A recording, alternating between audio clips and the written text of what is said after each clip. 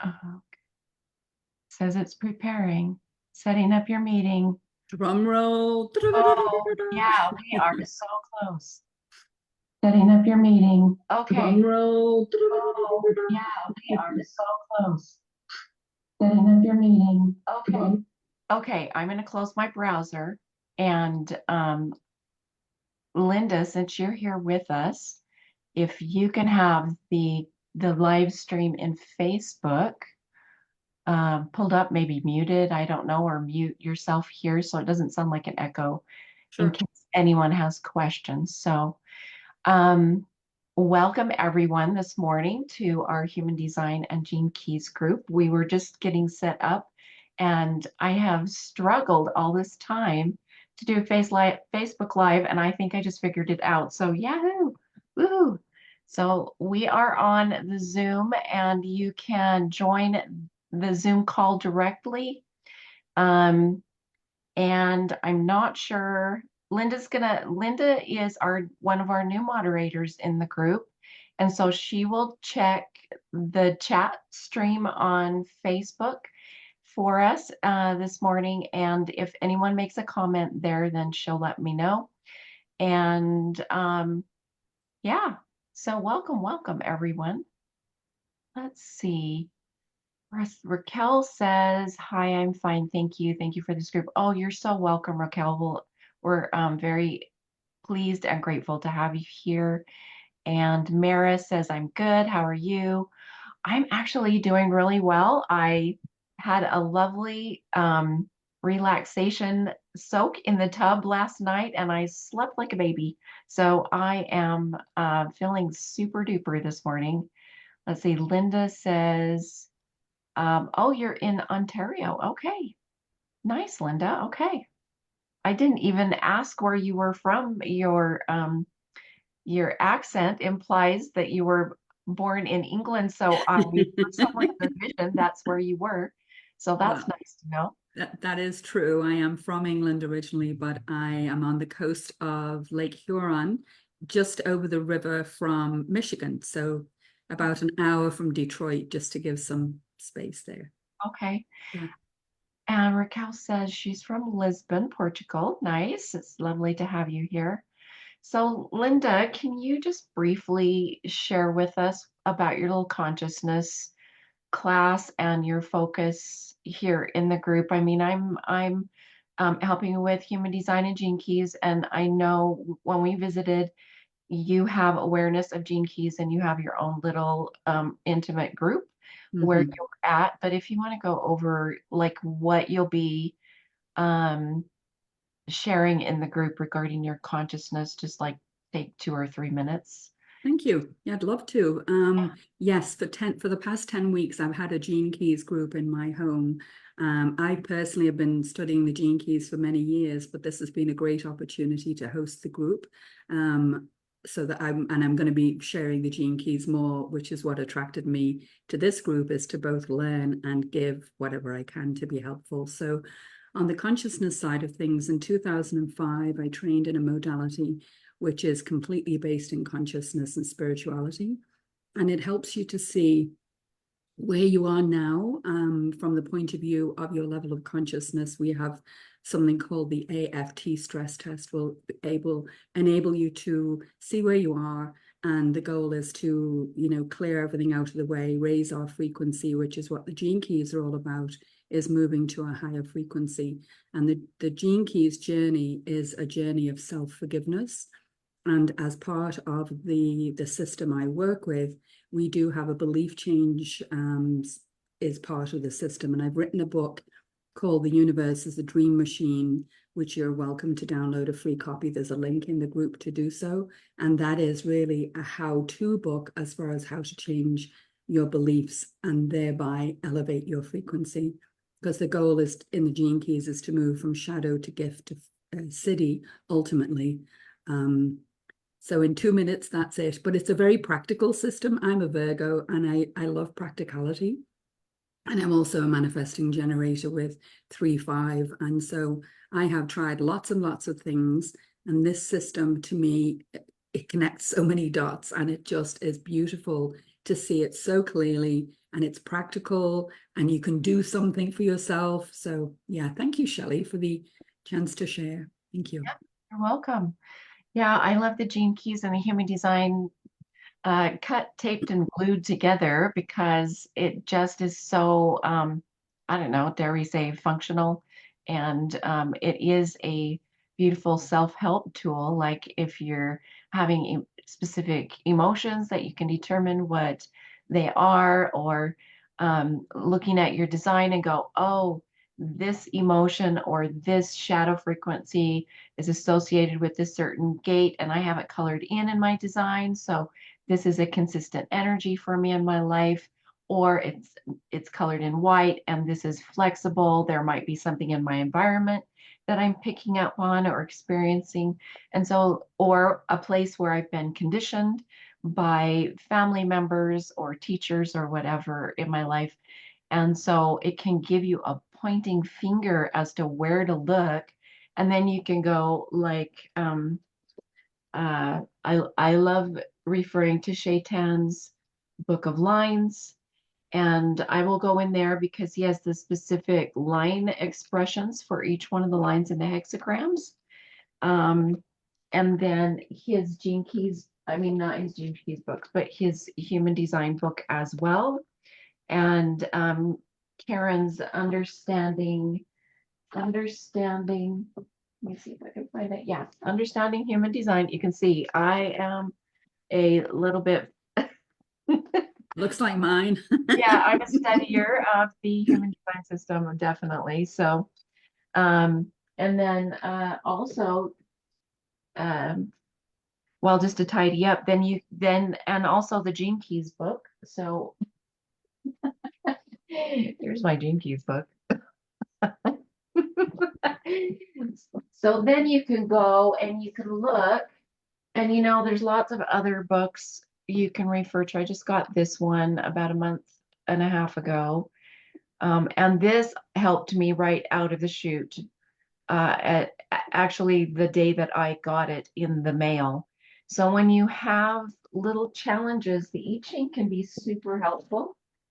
And of course, all of it, anything that has to do with the hexagrams and the I Ching can be brought straight into the Gene Keys and the Human Design System. And then the other book that Shaitan and his wife Kerala um, created, this book, the Book of Destinies. This is for all the incarnation themes or the life themes that are in the Human Design System. And yes, Kerala's last name Eastwood. I believe that Clint Eastwood is her uncle. Cool. Yeah, is what she shared in class. And if I'm incorrect, please do correct me on that. So, all right. Okay, so today what we're going to do is we are taking a look at all of the gates in the sign of Virgo. And it starts out with gate 29. And I am going to pull up my little graphics so that I can share them. And now that I figured out how to do a live with Zoom on Facebook, then I'm going to be able to share my screen on this. This is really super cool. I feel like I got a new toy for Christmas or something. Okay, let's see. Shelley, I'll just say though, I'm having trouble finding it on Facebook. Oh, okay. I was looking for it before we started talking, and now I'm back in there trying to find it. And I'm in the Chiron group, Okay. and I'm on It's the events. should be under the events tab. Yeah, I'm on events, and I can see that it's happening now. Okay. And I go down to happening now, but I don't see the live. And I wondered if there's a place where it shows you the lives, like what is actually live. Okay, I'm going to quickly mute myself and I'll pull up the browser and see if I can find it. Okay.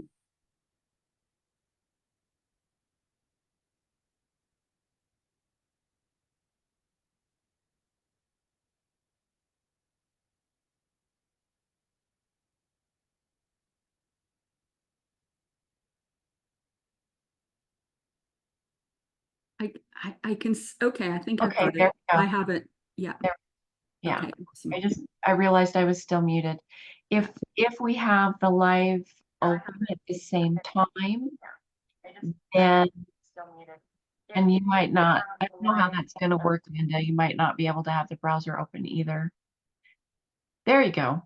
Um, because if we have them both open, it'll produce that little echo because there's two speakers speaking. So we'll get it figured out. This is brand new stuff.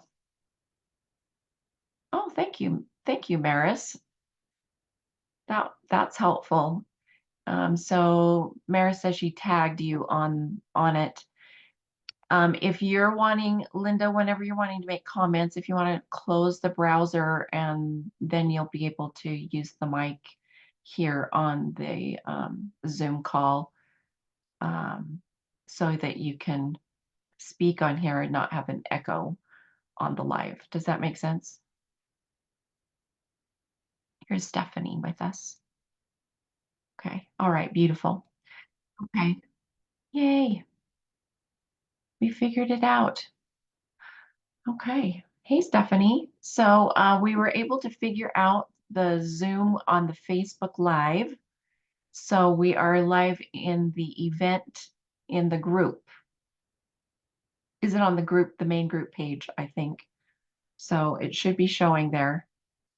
Anyway, we're happy to have you here. We were just gonna start here and we are gonna start on gate 29. Okay. And also, the other book we're going to be referring to, Stephanie, if she's able to share Karen Parker's workbook. Um, we might refer to that, but then also Barry Trosper's I Ching Illustrated Primer. And just for a heads up, this book is no longer published.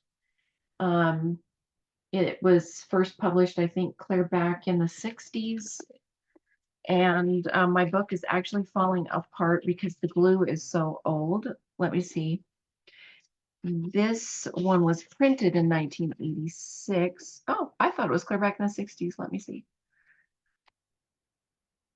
Oh, it was originally, oh my goodness, even farther back. It was originally printed in 1941. So it's just not published anymore. There's beautiful graphics inside, and then he has a bunch of information. And at the front, there's like lessons, um, like instructional material about how the I Ching works. And it's very, very awesome. And how to throw the coins, which is what we do on Wednesday night in this group for Oracle readings. Alrighty. Okay, so I'm going to go ahead and share my screen. Yes, I love, love, love that book. And if you have the ability to like print out, like copy out any of the coloring plates that are in there, you could actually color them in. I haven't done that for myself yet, but I would love to play with that. That might be a fun little group as well. I just don't. I'm concerned about copyright stuff unless it was inside of an actual class. So maybe that's something I can set up to do. Anyway, all right. So we have, I don't know how to say this. Do you know how to say that, Linda? Therapeuta holistique. Okay. Oh, hello. Um, Maria. Okay, beautiful. Welcome, Maria. Thank you for sharing your name. I have zero idea how to say is it your business name there? Is that what it is? You're welcome to unmute and say your business name if you would like. Okay. All right. I just realized I don't have my water. I end up sometimes needing water. Hang on. All right. We're going to go ahead and start with the gates in Virgo. All right. Okay, so our Virgo gates, and let me pull up the mandala wheel so we can get oriented there. Also, this chakra, I mean, this human design wheel, the mandala wheel, I have, for those of you that are new, I have it flavored with the chakra system so you can see an association. Now, the chakra system is not a direct layover. You can't like bring the whole thing over into the human design system, but there's a flavoring of the chakra system inside the body graph. So what I did was I was playing one day and I just brought it over, and I love how it shows us really quick where each of the chakras can be related somewhat over with the centers of the human design body graph.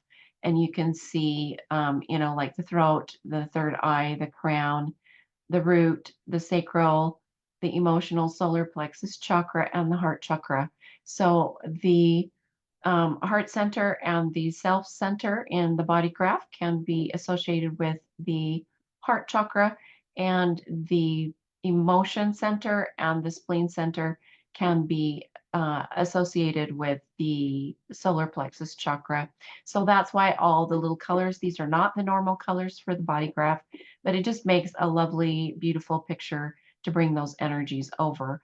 And today we're looking at the gates in the sign of Virgo. So let's make these bigger so we can see them. You can see that gate 29 is just barely inside of Virgo.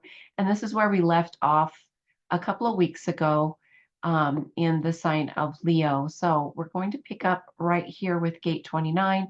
Gate 29 is the gate of commitment. And Shaitan calls it the automatic yes. This actually is where a person would be tempted to like throw up their hand and volunteer for whatever comes in front of them without necessarily listening to say they have emotional authority and they have a tendency to just volunteer for everything from before listening to their gut response, or their gut response is the immediate thing because it is connected to the sacral center. But say they don't even have a defined sacral center and they keep volunteering for everything, that can get them into a bit of the frying pan, uh, so to speak. And actually, this has to do with the deep abysmal water. So this hexagram, I'm going to make it even bigger. This hexagram has water below in this trigram, and the upper trigram is water above. So they can get themselves in deep water really fast if they don't listen to their authority. So the important thing always before saying yes to anything or committing your life force energy to anything, committing life force energy, because the sacral center has to do with the flow of life force energy. You definitely want to pay attention to your own strategy and authority in your design. And then on this little graphic, we have gate 29 right here, you can see. And these are all the gates in Virgo I have highlighted here. So we'll be going through each one of these today, and you can see that 6 of them cause connections across complete channels, which defines the centers at either gate. At either end of the channels, excuse me. So I like to view channels as like, when there's someone out on the, what is it, the marching bands or whatever, they have somebody with the baton and they're throwing the baton and catching it. This is somewhat how a channel functions. So when there's 2 gates activated that are touching each other, they will have both ends of that channel bring definition to the centers that are there. So the 29 and the 46. The 46 is the gate of serendipity, and we'll be talking about that in a little bit. That actually comes last today. And then the 659 channel, of intimacy and connection. And the, excuse me, the 4764, and I just got a tick in my throat. Let's see.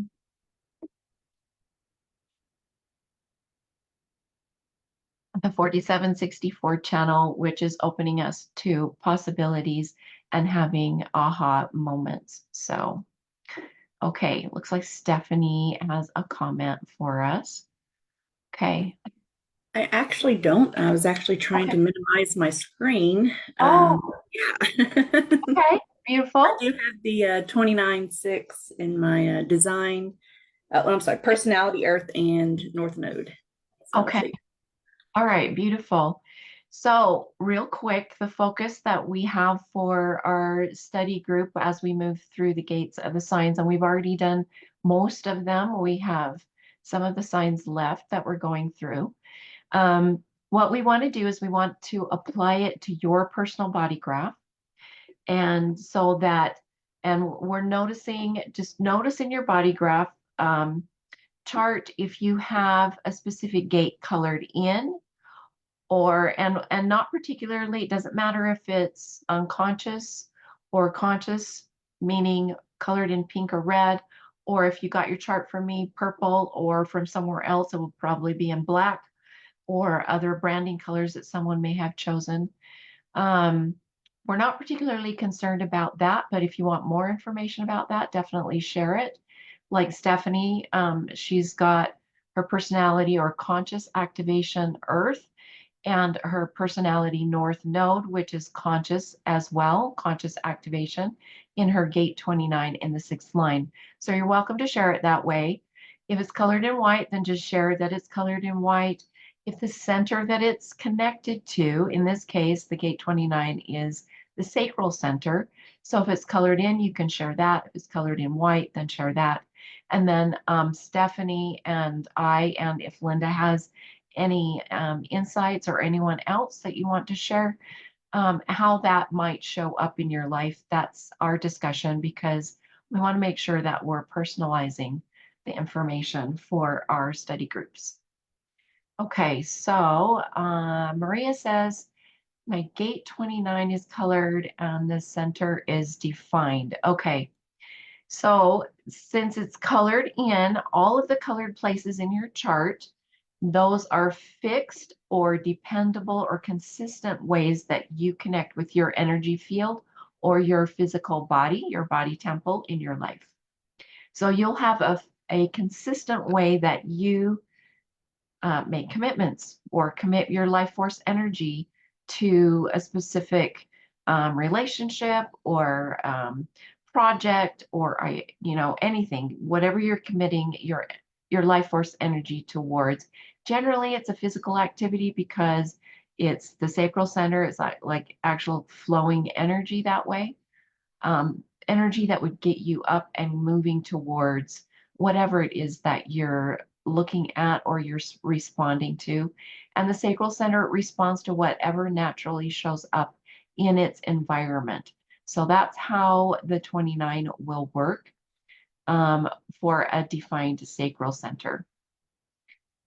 Let's see, Stephanie says, okay, so your Earth, so your 29, line 6, this is what grounds you in the wise use of your life force energy or what you're committing your life force energy towards. That could be people or projects or like our Chiron study group. So Stephanie is our main admin in our Chiron study group, and she's the one that started it. So this has the potential of being very grounding for you, Stephanie. And because you're the one that started the group, this is where you've committed your life force energy to. And then your North Node, this is your new life direction when you reach 38 to 40 years of age as well. So anywhere that you're committing your life force energy to. And again, just a heads up regarding the gut response. So it's important if you have your sacral center colored in red that you make sure that whatever you're committing your life force energy to, you get that or If you've got the 2034 channel or the 34, it might come out as like Stephanie, she says, yep. It might sound like, I don't like that, or no way. It might come out with extra little brief things like nope.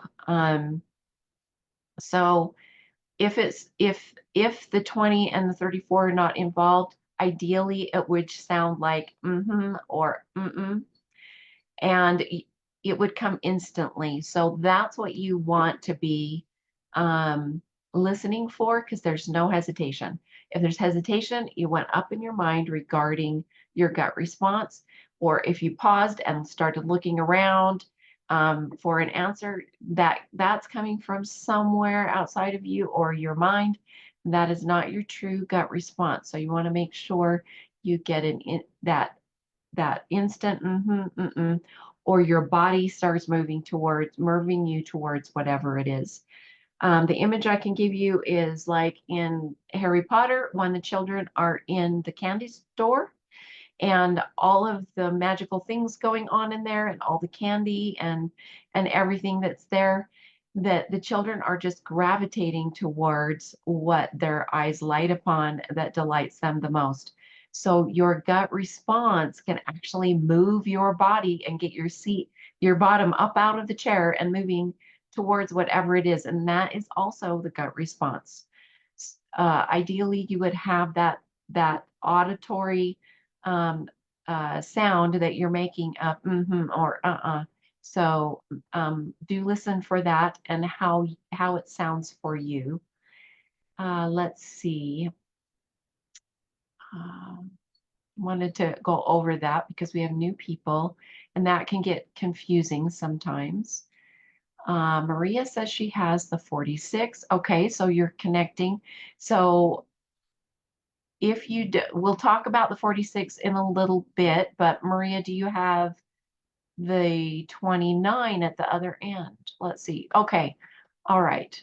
Okay, so we'll be talking about your gate 46 in a little bit. And we've kind of run short in the last couple of classes, so hopefully we don't need to push the 46 out to the other one. But if we do, then we'll pick up in the sign of Libra. Okay, Maria? So hopefully we'll get through all of them today, but just in case, the 46 then would go start us out in Libra. Let's see. Stephanie says that her sacral center is colored in, so consistent life force energy. Want to be careful and listen to that. And then if you have emotional clarity on top of that, you want to make sure you're taking plenty of space and time and not just leaping in. So with the 29, there's a tendency to just barrel on through, but it's kind of like if you don't go that extra step and take time and space for emotional clarity, if you have a defined emotion center, then it's much like vision a big delivery truck getting up to speed on the highway. And once he gets up to speed on highway, he or she, then they're not going to stop very fast. It will take a long time, I don't know, it might take a mile for them to stop, or a bunch of squealing tires, or rolling their trailer, or the entire thing to get it stopped. So we don't want to have problems with needing to stop whatever you're doing. So if you're a generator and you're looking at, you've gotten your gut response in the affirmative, your then it doesn't mean you absolutely have to commit your life force energy to whatever it is that you just responded to. All it is your higher self, or that higher awareness of yourself, that elicits the gut response through your authority of your gut response or your strategy even. It doesn't, just because your sacral center is colored in doesn't mean that that's your authority. If you have emotional authority, then that's on top of it.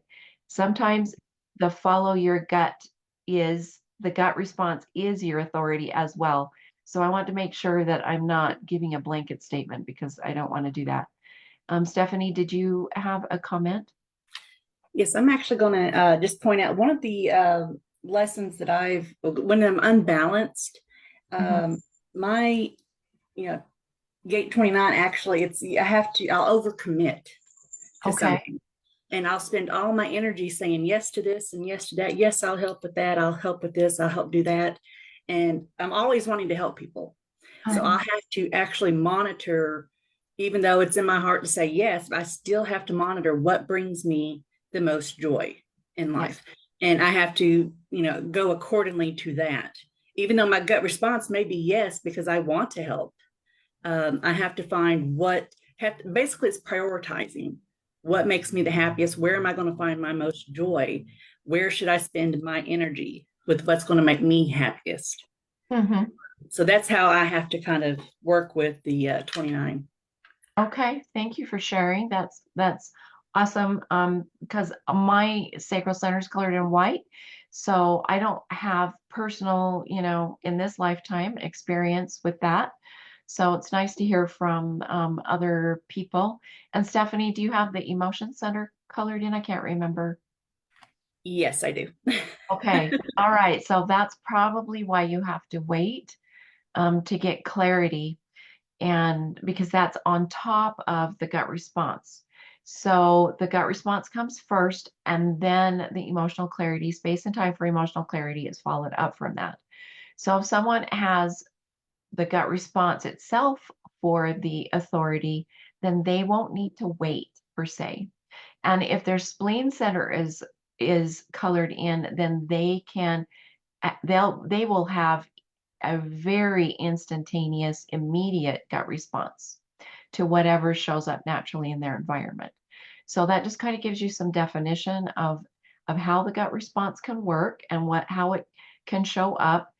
And just because you get a gut response, and if you have emotional authority or just the gut response by itself, just because you get it doesn't mean you have to go do that thing. It's like Stephanie is saying, I might be able, just because I'm getting the gut response and emotional clarity, yes, I would really love doing that. And it feels good to me. It feels calm and peaceful. It doesn't mean you have to go do it. So that would be, I think, a big, huge thing to understand. You don't have to do it. And for the manifesting generators, you need to have the gut response first before you move to manifest. And I know out in the human design information for manifesting generators, a lot of the information says you don't need to inform because everybody would already know that you're doing it. But I've noticed that it is helpful for manifesting generators to inform anyway.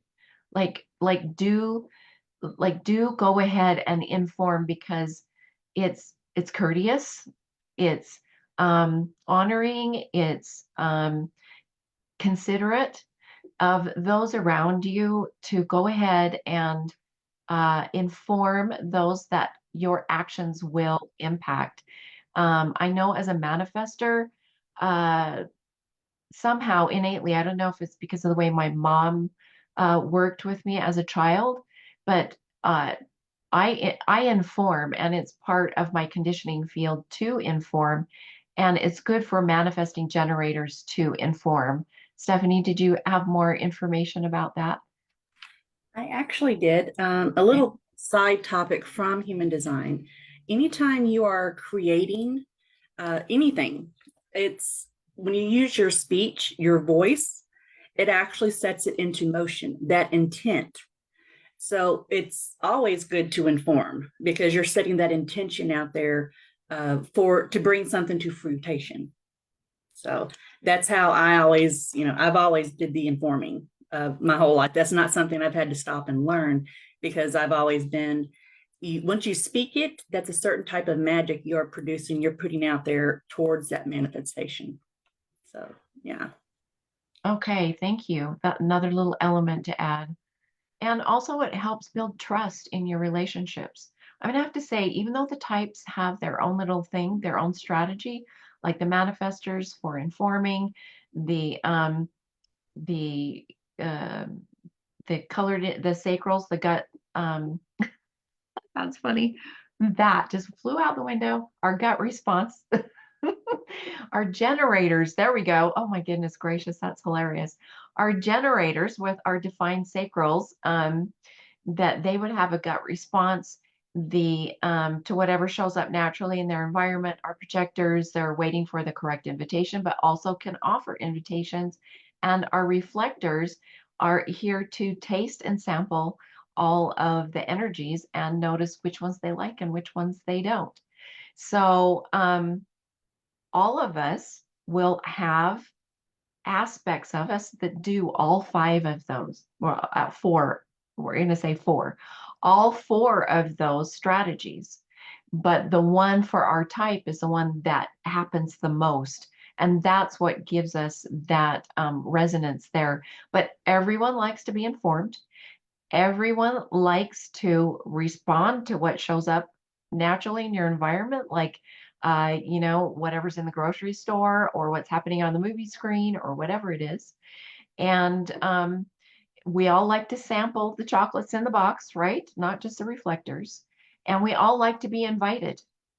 Everyone likes to be invited. So having awareness of that and accessing all of those activities and not just getting so strict. I notice in the human design community that a lot of people, they're even going to the point of anger or over strictness regarding these things. Like if you're a projector, you can only receive invitations. Mm. When that can produce frustration, and for a projector, what is it? It's not, it's bitterness. I was going to say spite. I guess it's along the same thing, bitterness. Like I've actually had some projectors get really super upset, and I can't blame them. So understanding how all of this goes can be so helpful, and making sure we're including people in what we're doing by inviting, by informing, and all of these things, allowing people to sample whatever is going on. So I would say sharing in our group this way is allowing us to sample the energies, not only of everyone in the call, but understanding how the human design system and the gene keys can come into play. Okay. All right. So if someone has the 29 colored in white, then they will be looking at what energy, life force energy can be committed to, but in doing so in a flexible, open way. And anything that's colored in white in your chart can have a tendency towards looking at it for another person. Like, is this something, like, say, if you know that your child is interested in whales, you're going to be on the lookout for pictures or posters or stuffed animals that are dolphins, because you know your child is interested in whales. So you know that their energy is committed to the energy of whales. They love them. They want to have their stuffed animals. Maybe their plate for dinner has a dolphin on it, or their cup or whatever. And so you get those things for them, even though and you'll have a greater ability to do that because the 29 is colored in white. So you're looking for what other people have committed their life force energy to or towards. If the sacral center is colored in white, it's the same. You would be on the lookout for good things that other people that can commit their energy field to. So if that makes sense. All right. Okay. If that makes sense, Maria, however that is showing up for you. Okay. Very beautiful. Okay. So most of the gate 29, I'm going to show this here in Shaitan's book. You can see in his graphic, he's got the 2946 channel here, and it's the channel of discovery. It's also a collective circuitry, so it has to do with our community or society. And then also the step astrology, you can see most of it is in the sign of Leo, so it has to do with what you love committing your life force energy towards. And then this very last little snippet, it moves to step 0 in the sign of Virgo. So then it would be more in that case, like with Stephanie, and also my conscious moon activation is step 20, is gate 29 in the 6th line.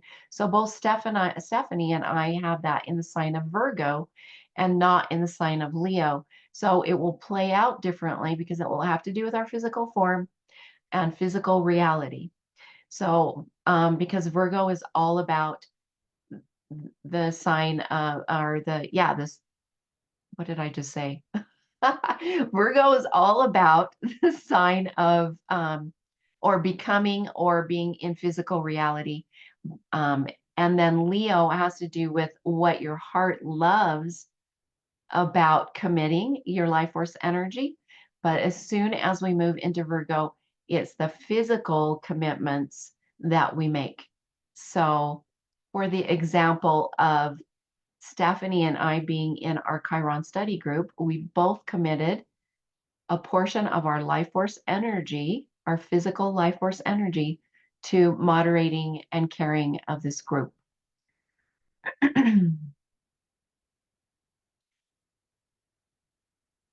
Stephanie says a north node is in Leo at gate 29. Is that what you're saying? Line 6? Oh, oh, which line is it then? Is its line, it's the 6th line, but in Leo? Is that what you're saying? The 6th line, but in Leo. Okay. All right. So it's what you love committing. So you can see how that causes. I would have to pull up your chart, Stephanie, and see.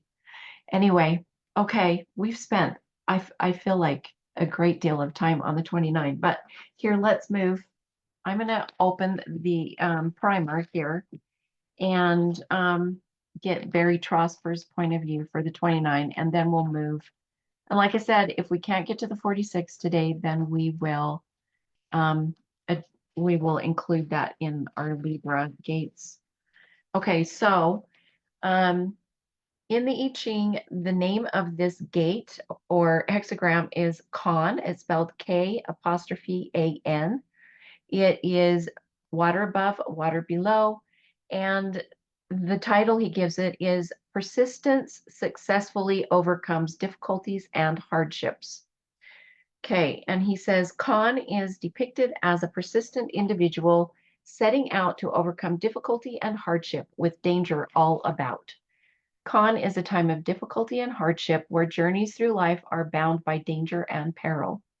Characterized by successfully overcoming difficulty and hardship with persistently high ideals and working toward the benefit of all things. This beneficial contribution includes teaching of others as well as increasing your own knowledge. The Chinese characters symbolizes a bank or a ridge, indicating a perilous place which leads further downwards. Okay, so each one of, and like I said, I'm going to put this volume first. So the image, I'm gonna, there, oh no. Okay, there we go. I got the hang of it. The images, like it says here, each one of the symbols in the Chinese system provide a picture. So they have different ways of providing the picture by writing it in their hand or drawing it in their handwriting. So you can see this gentleman, he's standing, he's surrounded by water, and he's needing to pay attention to what direction he's taking so he doesn't end up in deep water, basically. Because if he fell, he could be washed down the waterfall here. So it gives you a depiction of the energy of the hexagram. Okay. Well, maybe, so Stephanie, maybe we can look at charts more closely where I can pull up the actual software, and then it will give me the degrees, because now that we're talking about, I don't know if I'm in the sign of Virgo or Leo on my line 6 as well. So Yes, I agree. This book is very lovely, Maria. If you can find a copy, there's been some people in the group being able to find a copy on Amazon and another person on eBay. So it might be worth looking there for that. So, okay, let's go ahead and look at our next gate in the mandala wheel. So the next one is the gate of intimacy. Um, I don't want to rush us through here. If we end up with a couple of extras, no stress. You know what? We'll just pick up and move through things because I want to be able to help you with how these activations show up in your designs. So we're not going to worry about timing. We'll just end at around noon and wherever we are, and then we'll pick up next time, okay? So no worries about that. So gate 59 is the gate of connectivity or intimacy. And in the basic things in life or the way that life reproduces, it has to do with bringing children into the world. So and having an impact in the world. So at its basic level, the 59 is about producing strong genetic code in the tribe. It is in the tribal circuitry of the defense circuit, and it has to do with taking care of and making sure that the tribe is healthy and strong. So at that has to do with that, but also it has to do with having uh, intimate relationships in business or intimate relationships with, say, a parent and a child, like a mother and a child, or within a relationship, like a man and a woman in a marital relationship, or two close friends having an intimate relationship or conversation with one another. Or, for example, a mother nursing her baby, she's experiencing an intimate relationship with her child. So it's not necessarily sexually related, but it has to do with that energy of intimacy in relationships and reaching out to connect with other people. So you can see it sits here on the lower right corner of the sacral center. So let's go ahead and go ahead and share what your activation is regarding the 59. So Maris says she has 59 line 6 in a defined center. Okay, so Maris, you'll be wanting to connect with people from that space of availability. The sixth line wants to be available when it's in balance. It will have separation or experience separation potentially in relationships if it's not connecting through a balanced way in relationships. And then you'll have a consistent way. Maybe over the years, you've noticed you have a consistent way of connecting with people. So maybe you say, hey, right out of the chute when you meet someone, or you're in the habit of reaching out and shaking someone's hand as soon as you connect with them. Or with your children, you're in the habit of giving them a hug and a kiss as soon as you see them. And that's the way you connect with them immediately, or with your husband as well. So those are ways that the 59 can show up in a consistent way. Or if it's colored in white, maybe you'll notice that one time you give them a quick kiss on the cheek. Another time you might hook arms with them and just stand there by them. Or another time you might put your hand on their back and just stand there with them. Or another time you might draw them gently into a hug towards you, or slap hands and say howdy, or whatever it is. So all these different ways of connecting with people, and you'll have an inconsistent way depending on who it is that you're connecting with. Okay. All right, Stephanie says she has her unconscious design Mars activation in 59 line 2, and her design north node. So that's unconscious, both of them on a defined center. Okay, so you'll have a consistent and natural way of connecting with people, but you'll notice that you have a consistent way.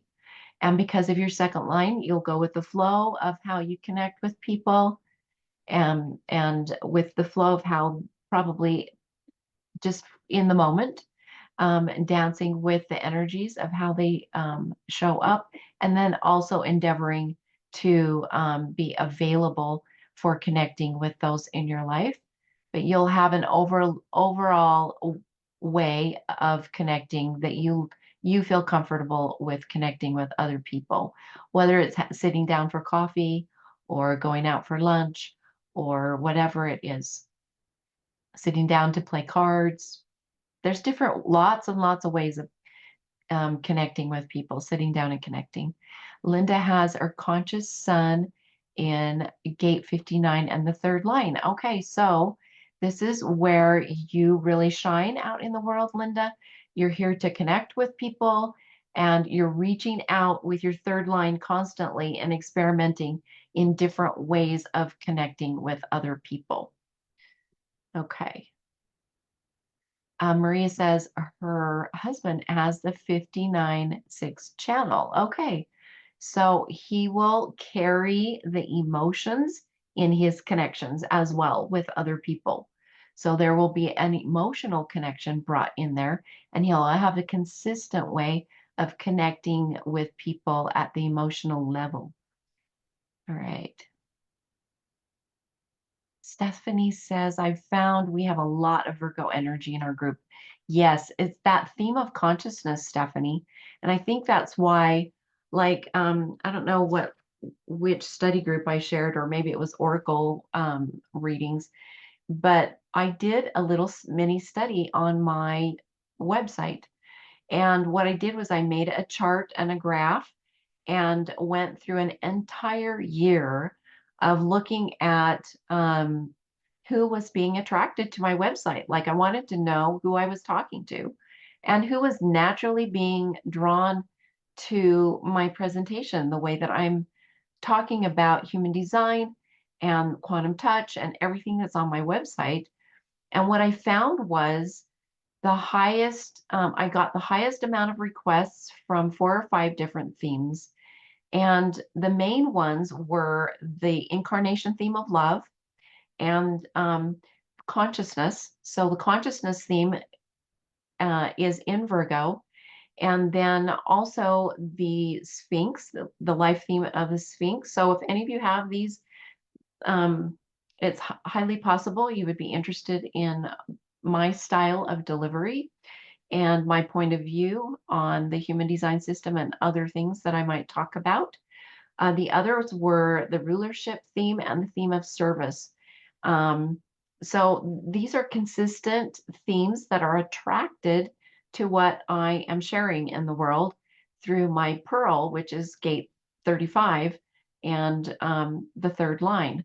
So it's very fascinating your pearl actually is on your Jupiter, your conscious Jupiter activation. So if you're wanting to know what that is, the pearl has to do with the Gene Keys materials. So it's nice to know what that is, because that's how you present or share out in the world and what you're really excited about. So I like to bring celebration to the sharing. All right, and Linda says 59 line 3 is also her life's work. Okay. Oh, yes, yes. Your life's work is your conscious sun. Yes, very good. Thank you, Linda, for reminding us of that. So that's your work out in the world, connecting with people and reaching out. Okay. Stephanie says it is a way to bring people's walls down. Do you mean the 59, Stephanie? Maria? So you have a question mark there, Maria. 59 line 1, question mark defined. Is your 59 defined then? Is that what you're saying?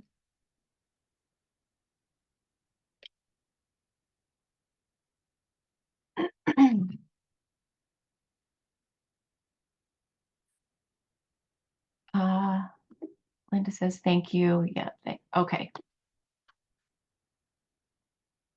And then Stephanie's reminding us that Christopher guides us that Chiron is ruled by Virgo. Yes. So it's about what you're becoming in the world, in your physical reality, like what's showing up, materializing in the physical.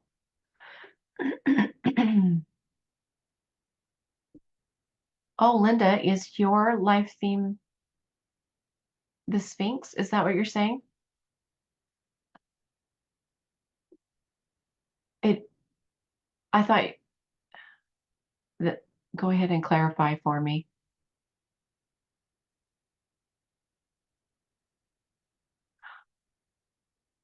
Because I don't think, yeah, the 59 is not in this, is not the Sphinx. It's, I think that would be the rising phoenix. Is that,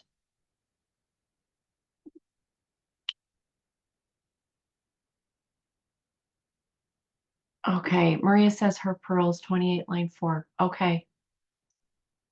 All right. So the 28 and the fourth line, the 28 is, that's the game player of life. So you're wanting to jump full on into life. That's your pearl. Yeah. Well, they kind of sound the same, Linda. Phoenix, Sphinx, you know. Okay.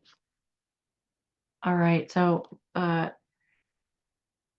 Maria, being strong is the keynote for the fourth line in gate 28. Finding extra inner resources to learn and grow. So you're wanting to jump into life full on by learning and growing. Okay. Yeah. Very lovely. Okay. All right. So let's see. Any other questions regarding the gate 29? We have thoroughly gone through the 29. I feel like it was worth it though, pausing and applying these sacral energies. Was it helpful for everyone else to hear that again? I know we ran through the centers, and it's always good to revisit how the sacral gut response works and how it applies. Okay. All right. Okay, let's go over here to our mandala wheel. Now we have gate 40. Gate 40 is the gate of um, deliverance, and it has to do with overcoming hardships, not only for oneself, but for those in the tribe. So it's in the tribal circuitry. And if you have a lot of individual circuitry or gate activations in your body graph, you may struggle with this energy because the tribal energy will um, have a tendency to override the individual, because in tribes, the tribal energy, the health and the sustenance of the tribe is more important than becomes more important than the individual. So it can actually end up overriding um, the individual, and the individual may end up feeling alone. Gate 40 is actually, I'm going to share my screen again, is actually one of the gates of aloneness in the body graph. So that can bring understanding. If you have the gate 40, if you're feeling alone a lot of the time, and this is interesting how these gates in Virgo have shown up. All of these are connected, but the 40 is off by itself. Fascinating. I love looking at all of these patterns. It's just so interesting. This is a gate of aloneness, and it's off alone by itself in the sign of Virgo. So this is at the physical level. To give an image of what this could look like is, say, there's a family in cave times, and they have brought in their resources before winter hit, and so they've been using their resources all winter inside the cave and being all snuggly and warm. But now it's spring, the wood is almost gone, the meat is almost gone, any vegetables or whatever that they've set aside is almost gone, or root vegetables. and someone needs to go out and get more food in the spring. Well, that might be a little bit scary because now the bears are waking up and they're hungry, but the family's hungry. So whoever's got the gate 40, they will be looked to towards being the one to go out and get some more food before they're actually able to go out initially, for the next season. So the gate 40 will be looked to by the tribe to get food on the table. And not only that, being able to know who gets to sit at the table, who gets to eat from the plates.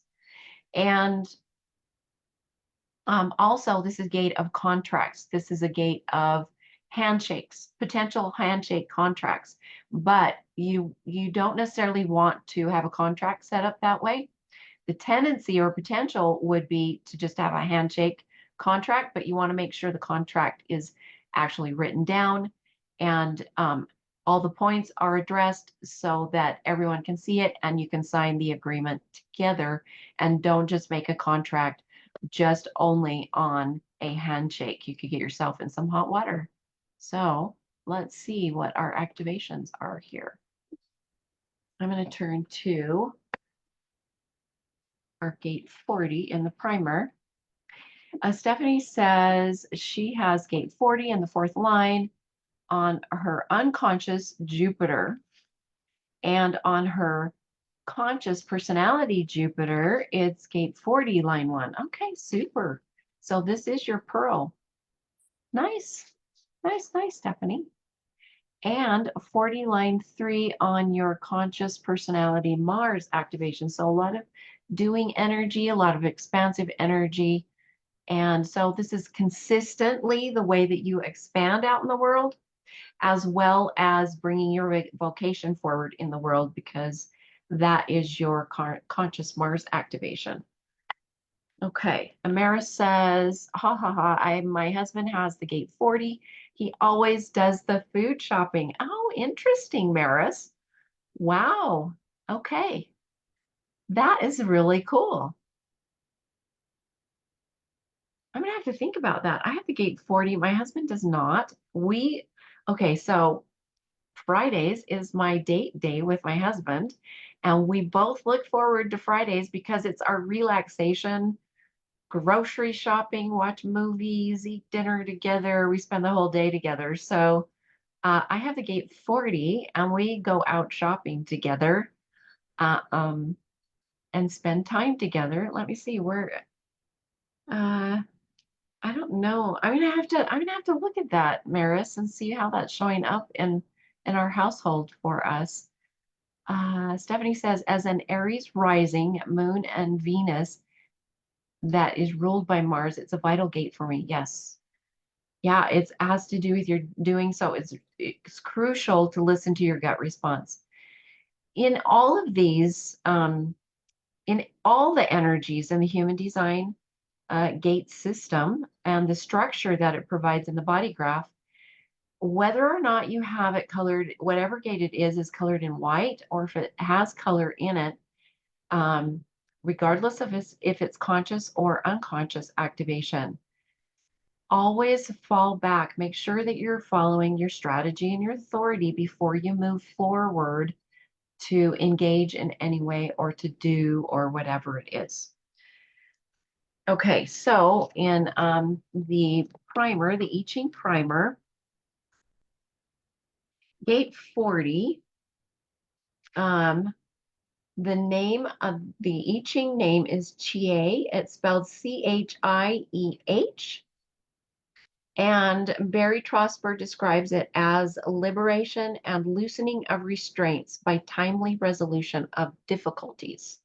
So it's bringing kind of somewhat solutions, physical solutions.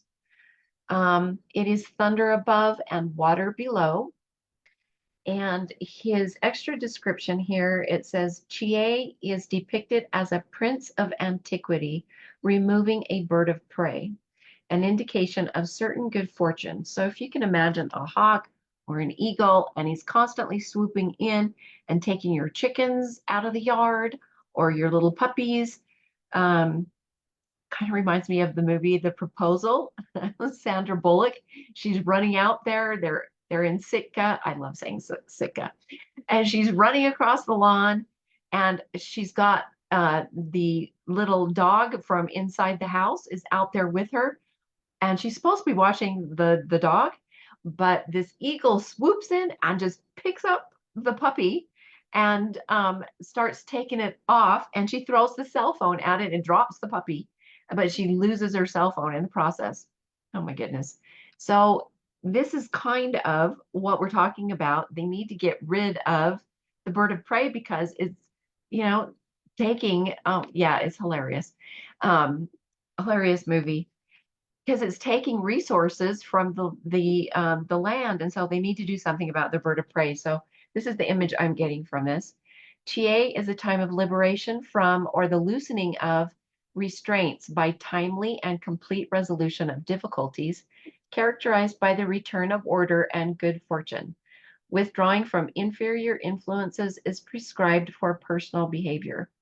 Timeliness in resolving difficulties is emphasized in this hexagram. So you don't want to waste any time taking care of the issue. It needs to be taken care of right now. Stephanie, the grandma dancing and singing. Oh, yeah. Oh, but she's doing that. I can't remember what she was saying. It was so funny. Oh my gosh. Okay. And what's her name? I can't remember what her name is. It's not on tip of my tongue here. Anyway, here's the image that's offered. He's up on the roof and someone down on the ground, and they're both in the process of taking care of the bird that is pecking off their chickens or whatever is going on. So, yeah. Okay. uh, yes, it's a delightful film. I love watching that movie. Oh my goodness, just makes you laugh. Ryan Reynolds is a hoot. Anyway, okay, so anyone else, if the gate 40 is colored in white, then you'll have an inconsistent, flexible, varying way of taking care of any hardships that might arise. Um, you know, like getting a job. You'll have a different way of getting a job. Also, the gate 40 is a work to rest, is the work to rest gate. And I've discovered it also goes in the other direction. So working to rest and also resting so that you can work. So for example, my firsthand example I can give is in the mornings, I take plenty of time to get up. I'll have little alarm set like that reminds me like, to meditate or one to start waking up, not necessarily to get out of bed, but letting my body start waking up and just taking my time to get out of bed, letting my body take its time to relax into my day instead of just hopping up and running around, which just doesn't go very well. Stephanie says, I have a long morning routine before I start my day. I do too. It's very long. Maybe that's part of that gate 40 and a long routine before bed. I do as well. I do my handwriting practice. That's when I do my VMLAT handwriting. I'll set up, she suggests a 40-day stint of whatever sentence that you've chosen to manifest in physical form. And it's actually a very good thing to be talking about here. It is a Virgo type and combined with the Taran energy, but also Aries energy of taking action on what you're wanting to manifest in your life or an archetypal energy. And so I've chosen 3 sentences to practice, and I go past the 40 days. I go 64 or 72 days because I've found that it integrates the concepts even deeper for me. So I do that at bedtime. Raquel says, but routine is more related to gate 5, isn't it? Yes. But what we're talking about is the gate 40 has to do with resting, like working to rest and resting to work. So the gate 40 will want to allow that space of resting and relaxation.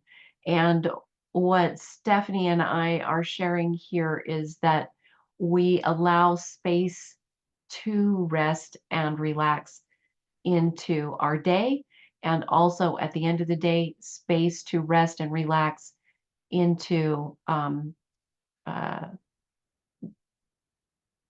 being able to go to sleep at night. So Maris says, in the weekend, take that time. Yes, yes, definitely. I know for me, I do have gate 5, so that might be part of it. Um, that might be part of it, Raquel. But there needs to be like space allowed or set aside for resting and relaxing. Now, one little thing I'm getting a little intuitive hit here. My husband his 40 is colored in white. Um, what will happen when we head out on to do grocery shopping, and sometimes we have to drive an hour away for our shopping. We live in a rural area. So what will happen is we'll set some nice music on, and because he's been working all week, it allows him the space, and probably because he's in my energy field, it allows him the space to just set his chair back and take a nap and rest his body and get a nice, comfortable relaxation while we're heading out to do grocery shopping. So he's able to actually relax for really well without any requirements placed on him. I'm the one driving. I love to drive, and it allows him the space to rest. So this is, I feel like, a good example of how someone with the gate 40 and someone with that's colored in and someone with the 40 colored in white can work together as well. Raquel says, I've had always difficulties with resting and sleeping. Okay, Raquel, what is your design? Maybe, I mean, there's different ways that we can rest and rejuvenate ourselves while we're talking about resting, and it happens according to your design. So, um, is your sacral center colored in?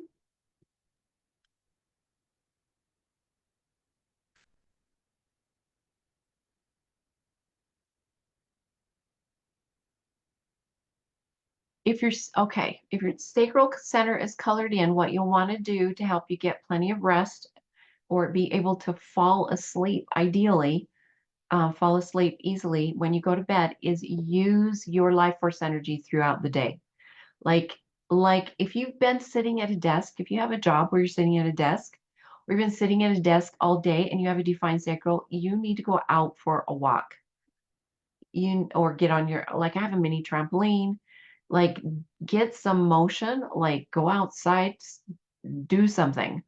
Um, my husband will go to the gym. He likes to push the sled with weights on it at the gym, and he'll pull it back. He does the battle ropes. He carries heavy things. He throws the medicine ball, all kinds of stuff. He has a weighted bag, and he'll, when it's good weather, he actually has a tire, an old tire that he. This is funny. Oh my goodness, I can't believe I'm sharing this. Oh, he won't care though. He has a tire off of the car, and he goes to the park and he chucks the tire. He has a defined stick. He is a pure generator, and he will chuck the tire. So right now he goes to the gym and he pushes the sled. So, and he won't pay attention to how much weight he's got on there. He'll just stack it on there till it feels good, and he will push and pull the sled. So, yeah, that will help the defined sacral when you use your life force energy throughout the day. Or if you have your child that has a defined sacral and they are jumping all over the place, have them, like one of my sisters, we used to tell her, go outside and run around the house 4 times. So she would go outside and she'd run as fast as she could around the house. Like she's 4, 5, 6 years old and just running as fast as she could. So that helps use up that excess life force energy, and so that you can rest when you lay down. Else it'll just bounce around and cause problems in your body. Oh, thank you, Maris. Thank you for coming. Oh, no, no, Maris, you're staying. Maria is taking off. Okay. Thank you, Maria. All right. And if your sacral center is colored in white, what you want to do, so this is the projectors, reflectors, and manifestors. You'll want to lay down. Ideally, you would go to bed before you're tired. I don't always do this, I'm going to admit. But what I'll do is I'll lay down and I'll play. I have my Kindle, I'll turn the Wi-Fi off, and I will play a game. Like it could be a card game or whatever, or read a book. Um, and while your body is resting and getting sleepy. And there's been times where I've been sleepy enough, the book will fall like in my face, and then I know, oh my gosh, I'm falling asleep. So then I'll close my book or whatever. It hurts to have the Kindle whack you in the face, by the way. And then I'll turn off the light and able to go to sleep. So laying down, if you say you've had a busy day and you're a reflector, you have an undefined sacral or an open sacral, no gates activated touching it, then go ahead and lay down on the floor or on the couch, even though it's not time to go to bed. Just lay down or go outside and lay on the grass if it's nice outside. And what that will do, it will make it so the neutrino streams isn't running right through your head, because when we're sitting up, the neutrino streams are flowing straight down through our crown and through our body. So that's what the transiting energies are activating our body systems. And also, as we move around in our day, we're collecting information in our auric fields from other people's auric fields. And for the sacral center colored in white, we'll pick up all of those particles or energies and keep them there. But when you lay down, it allows them to flow out like a little stream flowing through your body and out. So it will allow it to actually release out. So all that energy isn't bouncing around in your auric field. So that's laying flat on your back, maybe a small pillow, not a big pillow like where you're propped up, but actually laying down, and let that energy move through you. And then you'll be able to rest better. Also, for the sacral center colored in white, you don't want to be sleeping with someone else all the time, or if you're in an apartment complex or a condominium, if somebody else is sleeping on the other side of the wall, that might be bothering you and preventing you from being able to get to sleep properly. Stephanie says, I don't feel tired until I lay down. Once I lay down, I am out fast. So you have a defined sacral, so using your energy, that's an indication you're using your life force energy throughout the day. So this is a good subject because I'm going to share my screen again, because the sacral is defined through these gates in Virgo. So how you use your life force energy is important here. Okay. Alrighty, Stephanie, do you have anything else you'd like to add for the gate 40?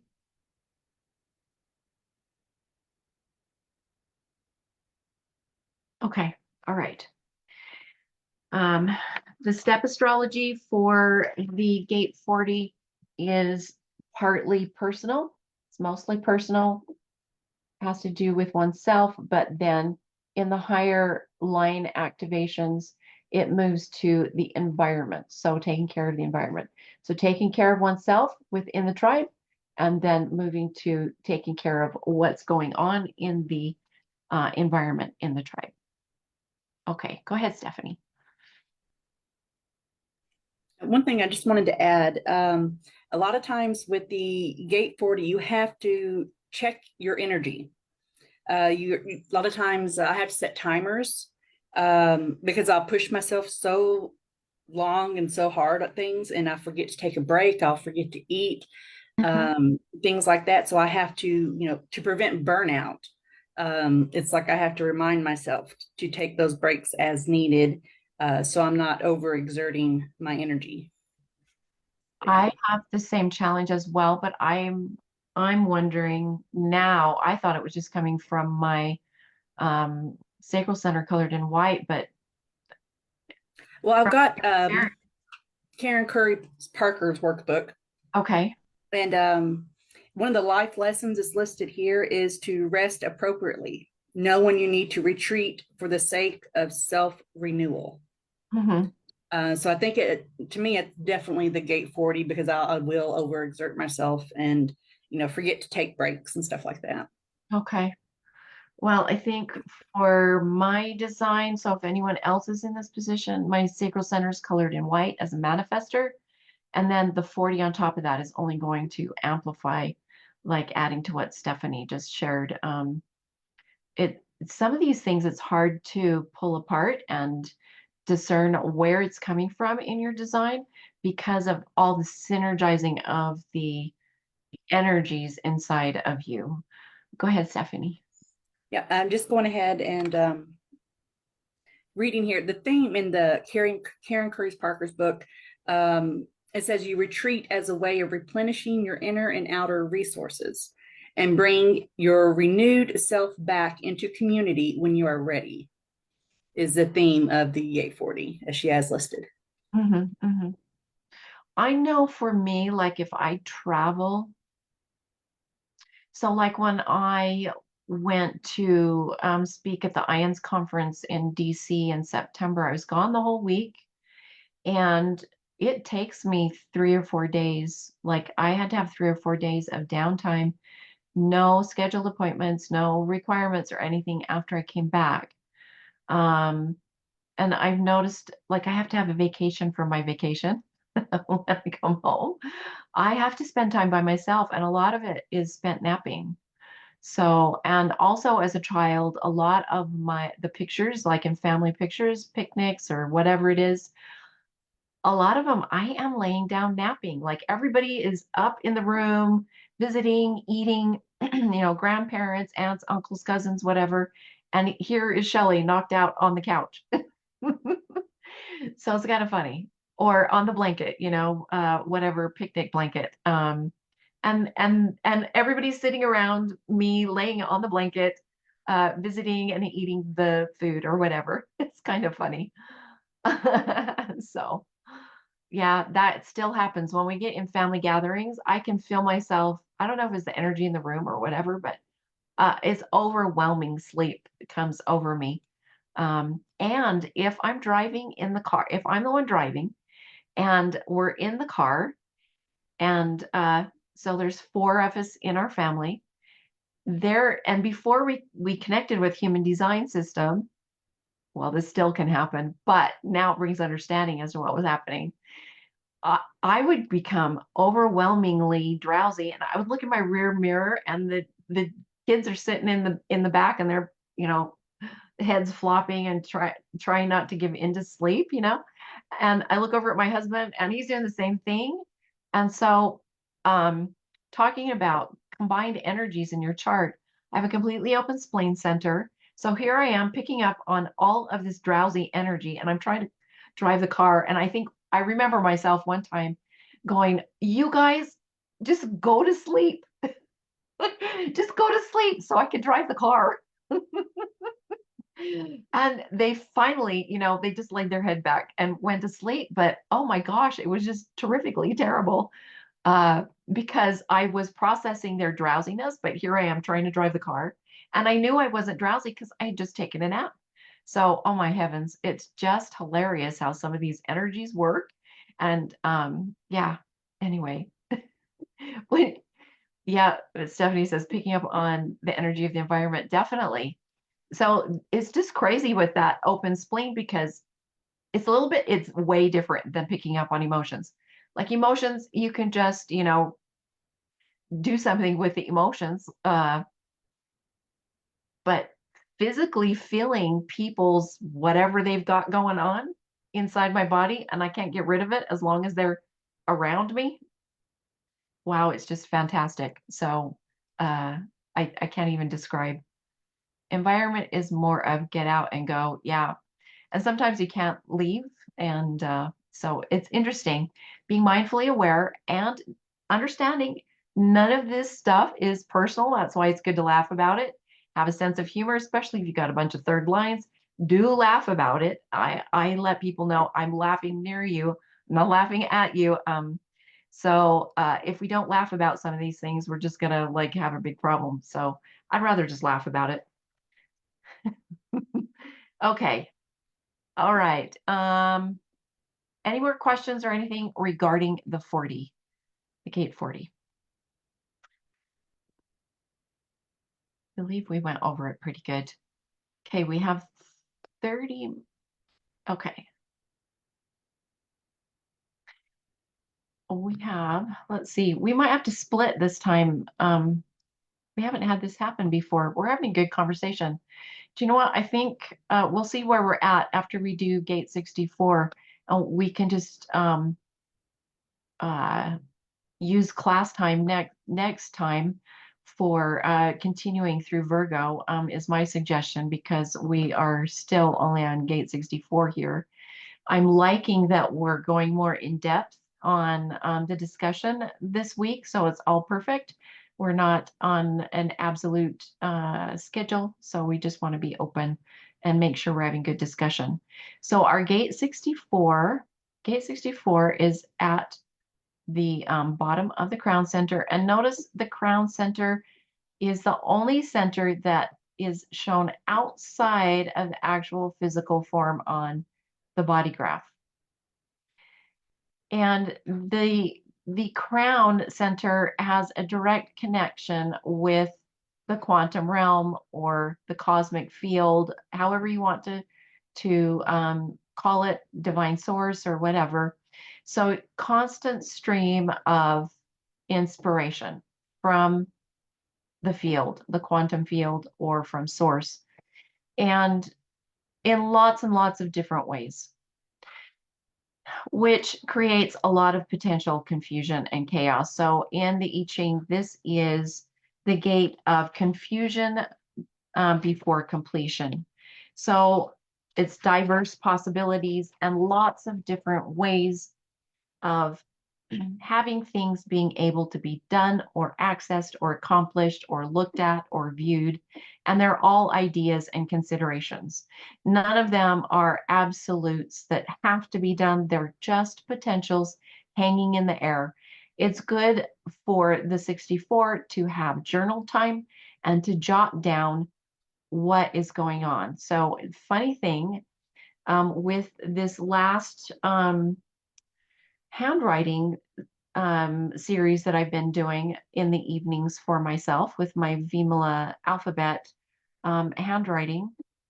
I noticed last night how delightful I was feeling. Like I've been experimenting this time. What I'll do is I'll do my handwriting, write out my sentences and the letter that goes with it. And then I will write down what I did today. And this is interesting because gate 40 is right here. It's out working.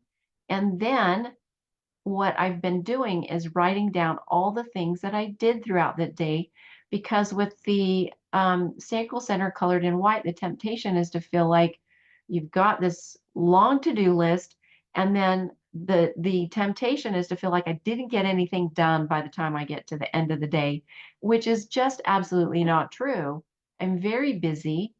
And I'm starting to notice how grateful I'm feeling because I'm writing down what I did that day, whether it was, whatever I ate, or, I like to send out my human design charts, or if I made the bed, or right now I'm working on human design graphics. They're my own design um, with my own artwork. And I'm super delighted and looking forward to sharing those. But all those things I wrote down, and it was a much longer list last night than I thought that I had done. I thought I had, in the back of my mind, I thought that I had wasted my day, when in fact I had not. I had a very full day and I had accomplished a lot. So it was good to sit down and write what I had done during the day and all the varying ways that I had done it, which is a gate 64. And it is part of the theme of consciousness in our life themes or incarnation themes. So you can see up here, it's connected to the gate 47. And let's see, I will show the graphic. So you can see Shaitan's got the 4764 channel. It's the channel of abstract thinking. So it's trying to figure out things and all the diverse possibilities of how to make things work and have realizations regarding that. And then it's all in Virgo. So gate 64 is activated in the sign of Virgo. And you can see it's step astrology, steps 11 through 17. So it has to do with what's going on physically in your environment and potential or possible or diverse and varying ways of taking care of what's happening, and being in, having inspirations as to working with whatever's happening on a project or what needs to be done, varying ways of cleaning the house, so to speak, or taking care of the yard or whatever. But there could be confusion and chaos before it's all done. Okay. Stephanie says, I think Virgo needs to be extensive. I agree. And that's what's happening here. It's all good. Maris says she has gate 64 in the second line. The center, crown center is undefined. So most of the population will have the crown center colored in white. There's very few people have it colored in. Let's see. Mara says, yes, chaos, a lot of chaos. Oh, for sure. Oh my gosh. You guys, if you saw what will happen, I'll develop these little ideas that I have, and I'll have a little stack of notes that goes with it. And then if I put that stack of notes in a drawer, say, or a file, it's like out of sight, out of mind. I put it away and I don't know, like the whole thing stopped. It was very excellent ideas, you guys. Oh my gosh. So if there's things I'm working on, I will put those little stacks of paper on my office floor. Like I have 4 little mini stacks in front of me right now on the floor in my office because they're things I'm working on and I don't want to just put them away because I lost them one time and I finally found them. So they get to stay right there. When I vacuum, I'll just pick them up, I'll vacuum and I'll put them back. So I just that it's my brain pan on paper on that stack on the floor. Okay. Maris says, I have 63 and 64. It's a real party. Oh, for sure. Oh, yeah, yeah. Yep. Oh, my goodness. Okay. Raquel says her 64 is colored in white. Okay. So you'll have a flexible way of bringing in diverse possibilities. So journal, journal, journal. For the energy of this gate, the answer is journal. And then if someone invites you to share those possibilities, then you'll be able to flip to your journal if you can find the stack, right?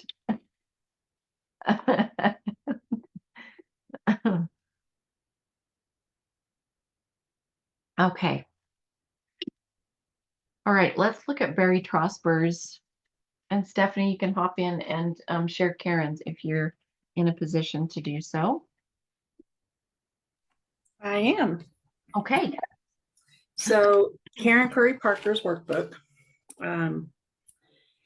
It has the theme of you receive a big idea and serve the idea by giving it your imagination and dreaming. You trust that you'll know how to implement the idea if it is yours to make manifest, to hold the energy of an idea for the world. The life lesson is to be patient and wait for the epiphany to figure out how to, to figure out how of your big ideas and dreams, to figure out the how. Okay. And it says, trust the process. When unbalanced, you might follow idea after idea and pressure yourself to figure out how to make them come true. You might quit or discount your ideas when you can't figure them out. And let your impatience cause you to doubt your creativity and inspiration. So, yeah. Okay.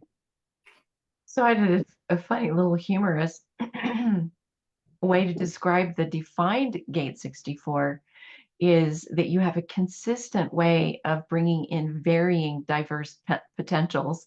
So it's almost like it's just going to be diverse, period, whether it's colored in white or if it's defined in your chart or activated in your chart.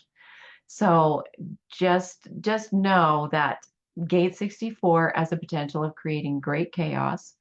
If you have journals, keep journals and write down your ideas that come to you so that you can keep track of them. One thing I like to do is like I will get spiral bound journals, and on one side I will write my realization or the whatever's coming to me, and I'll leave the facing page blank.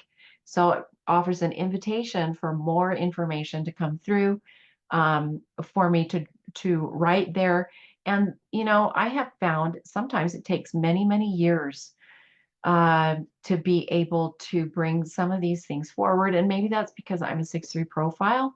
I've been working on a lot of these energies for most of my lifetime.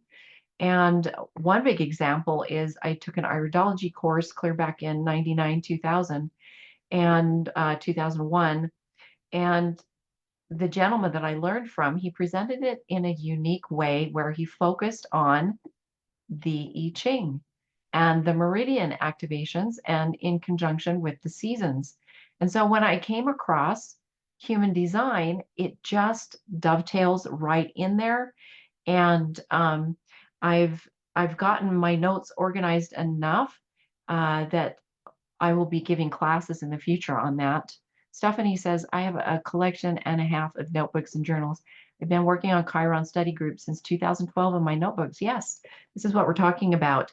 It just takes a long time for some of these things to bring forward.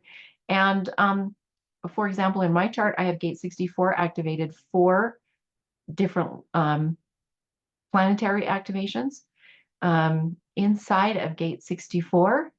And that is a lot of potential chaos and confusion that can occur.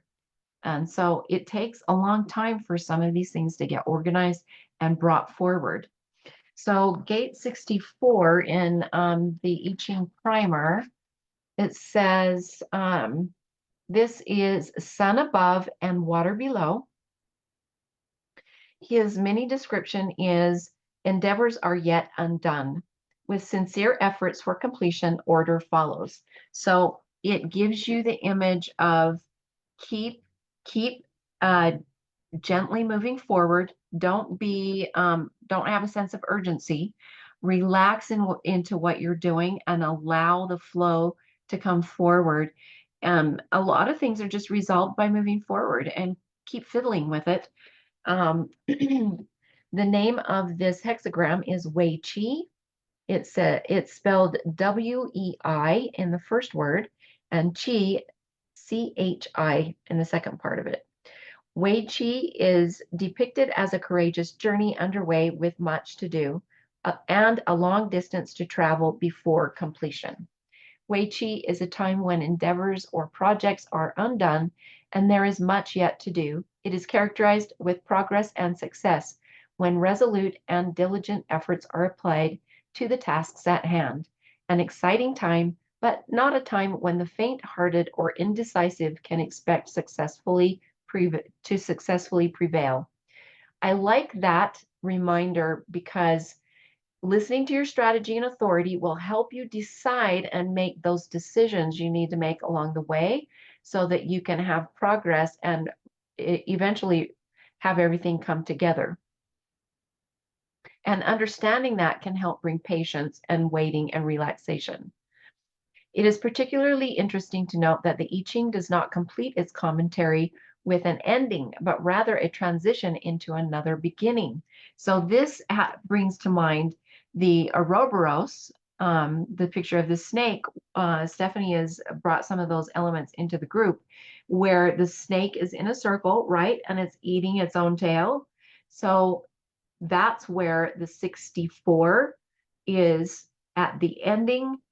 So it's at the end of the round, and then the beginning begins again. And let's see what I'm going to this is fascinating to talk about here from this image. The 63 is on the other side over here. See, they reflex across each other. They're also both on the crown center, and these are the incarnation theme or cross of consciousness, which Stephanie and I have noticed a high amount of people looking for conscious awareness in the group. So the 63, the 41 starts in the Human Design New Year on gate 41. This is interesting that there's not an ending. Stephanie, would you say that the 64 is the head of the snake or the tail of the snake?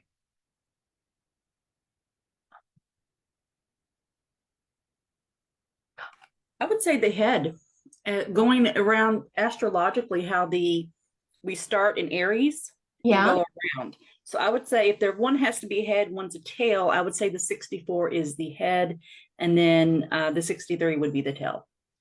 Okay. All right. And Yeah. then maybe this is where the polarity shifts, like, because in Barry Trosper's book, let me see if I can find this. I believe I marked it. One of his little charts in here, it shows the yin yang sign inside. I don't know. I didn't mark it. Let me see if I can find it really quick. It shows the yin yang sign. I actually took out coloring pencils and colored it in.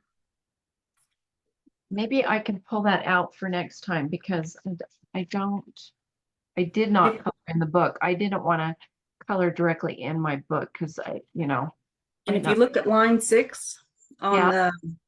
the 64, Okay. have you read it? Keeping your head. Ah, oh my goodness. Okay.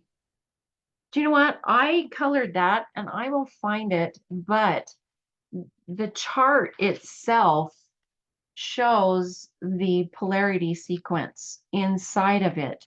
And so the yin yang, like the infinity sign and the yin yang sign are come into play in the pattern when you look at the chart of the hexagrams shown in the polarity sequence. It's very, very fascinating. So I'm going to stop sharing, and I don't think I think I still need to show you the picture. So here we go. This gentleman, he's out on his boat. It looks like they might have hay or some kind of farming product that they are floating down the river, and it's going to take them a while to get to where they are. So where they're wanting to be or going. And it's going to take some work, and they might have some adventures along the way. So, okay. Stevie says, I do not have any planets in gate 64, but I'm curious of my asteroid placement, so I'm going to look at that. Okay, great. All right. So, Maris, Raquel, Linda, do you have gate 64? Like, how is it activated in your designs? I don't know if I missed anything up here. Oh, Maris says gate 64. Yes. Okay. So you'll have a consistent way of bringing possibilities, different ways of doing or looking at or perceiving things. Okay. All righty. Any other questions about gate 64? It feels like this is a good stopping place for us today, and we will pick up on the next gate on the mandala wheel next week, which is the 47 at the other end of the channel. Okay, Linda says she has the gate 64 colored in white. So is your crown colored in white as well, Linda? Mary says you're good. Okay. Yeah, it feels like we've had a very good conversation today. Okay, so it's colored in white. So you'll have an open, varying, inconsistent way of bringing those potentials or possibilities or perceptions into your awareness.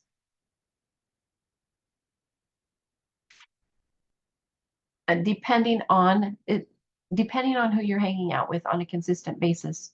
So there are potentials and possibilities on behalf of other people that you would bring in, Linda. Stephanie says, since we have 10 minutes left, can we quickly go over the physiology of the gates, like the ones we've talked about and associated body parts? Is that what you? Okay. All right. Let's see. So let's go back to the 29. The 29 can be related to the reproductive system, the ovaries and testes, and the actual nerve bundle, so, the sacral plexi bundle, nerve bundle, and the amino acid valine, VALINE. Okay, so making sure your energy gets committed correctly so your reproductive system can feel supported as well, potentially.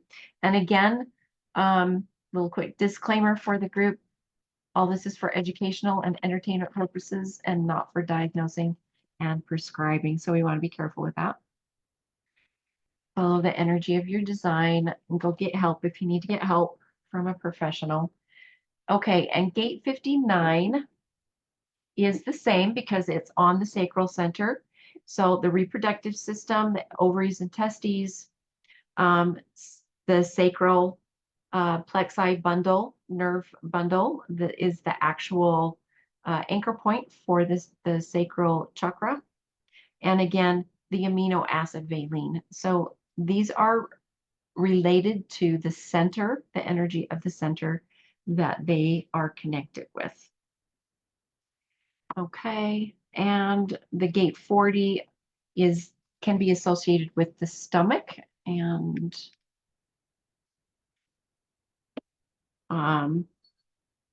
also the amino acid glycine.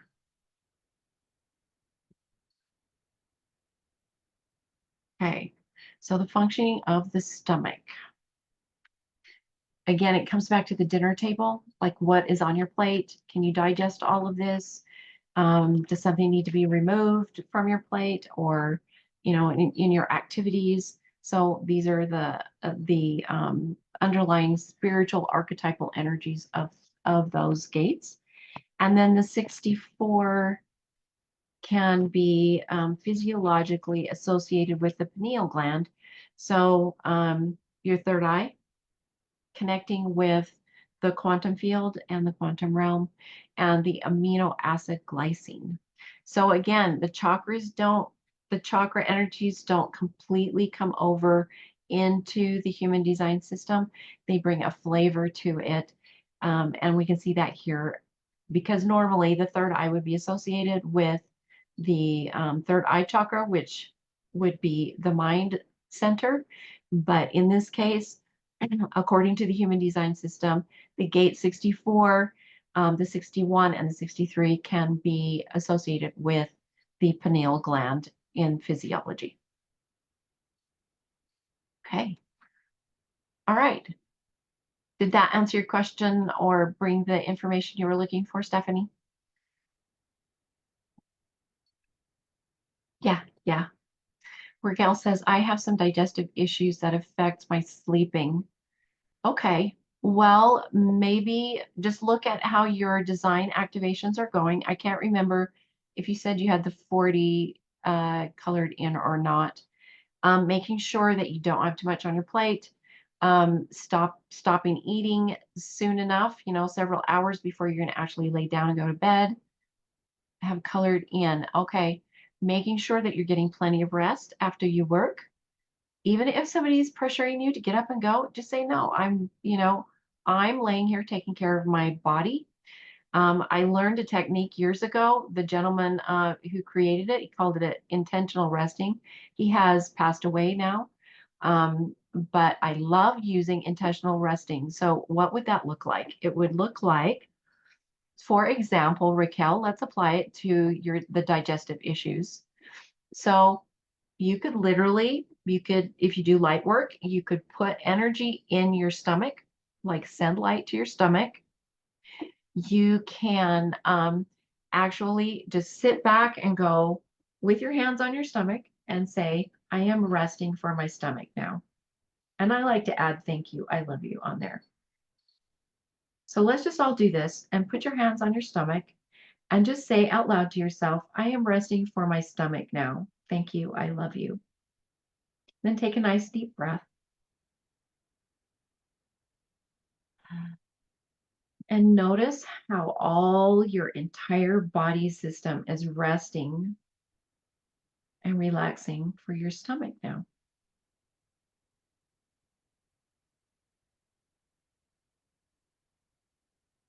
And just notice all of the tissues of your body resting and coming into relaxation on behalf of your stomach.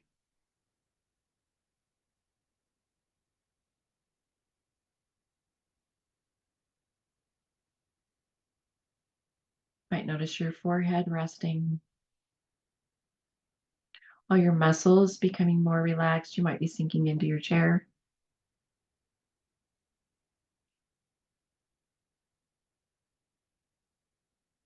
Notice a big ball of beautiful glowing light forming in your stomach, loading it up with yummy frequencies.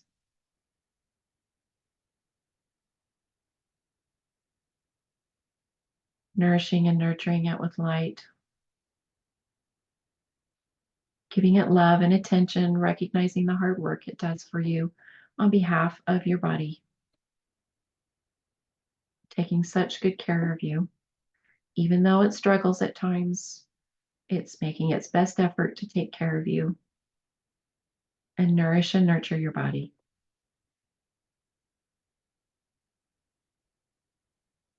Notice your body relaxing even more and resting for your stomach now.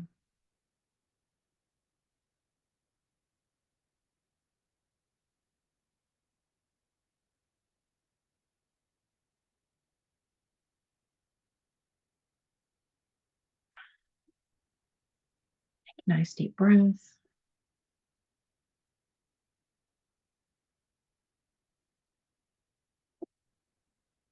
Okay. All right. So how did that feel for everyone? I feel like even more restful and peaceful right now. Like everything got quiet.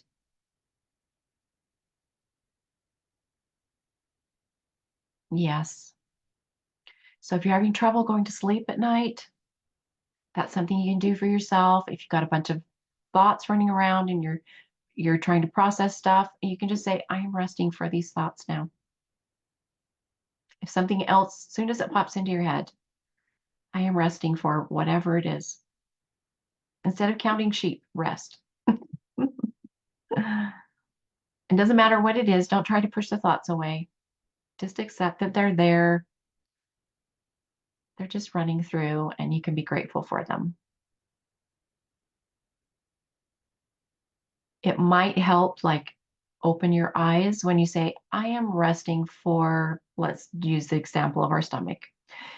I am resting for my stomach now. Thank you. And then close your eyes and say, I love you. And then open your eyes again and say, I am resting for this, my stomach now. Then close your eyes. Thank you. I love you. And pretty soon you'll find yourself getting drowsy and falling asleep. Okay. All right. Okay, beautiful ones. Thank you so much for being here with us today. And remember Namaste today, this evening with Christopher. And then next week on Wednesday evening, 6 p.m. Mountain Time. And we have, of course, Daylight Saving Time, which we've all discovered and Mara's discovered. That 6 p.m. Mountain Time, Wednesday evenings, is Throwing the Coins with the I Ching, where we use the I Ching for our oracle readings. And then we use a bunch of, I think David called it sugar. We sprinkle sugar everywhere with some human design related cards and Gene Keys related cards and a bunch of other little fun stuff that I've gathered together to play with. And you're definitely invited to come and play with us on Wednesday evenings. And then next Friday morning, we'll continue with the gates in Virgo. So, and yes, Linda's Quantum Wellness on Thursdays at 1 p.m. Eastern, and we are delighted to have Linda here with us. So, okay. All right. Oh, you're so welcome. I'm glad that you enjoyed it, and you all have a wonderful day with your families or evening, wherever you are, and a restful night. So, okay. We'll see you later. And Stephanie, do you have anything else real quick? No, I'm good. I'm not sure who's going to be on Namaste, well, Astro Mingo tonight with Christopher. I was thinking it may have been Scott Cruz, but I'm not 100% sure on that. But he is a psychic tarot reader. So Okay. yeah, so I don't know if they're doing that tonight. That's the last I heard they were talking about doing that. I just don't know if it was an official Okay. thing as of yet. But yeah. All right. Yeah, because Scott was on there a couple of weeks ago, so I Mhm. hadn't. Anyway, okay. All right. You all have a lovely day, and we'll see you later then.